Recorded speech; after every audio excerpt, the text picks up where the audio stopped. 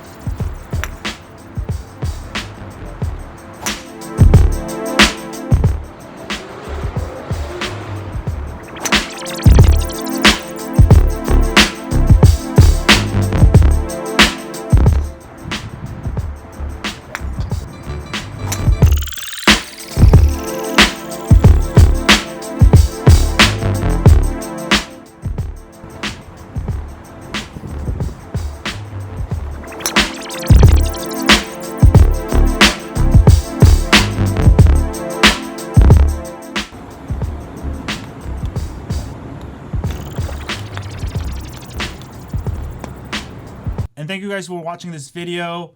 I did used to be a mini pro after college for a little bit, for a year or two. That's how I can hit these trick shots. I may try to work on these trick shots more often if you guys enjoy them. But yeah, the only thing with the S9, the slow motion, it's only in the center. It's actually in the center somewhere. So I had to take actually multiple shots to get that slow motion.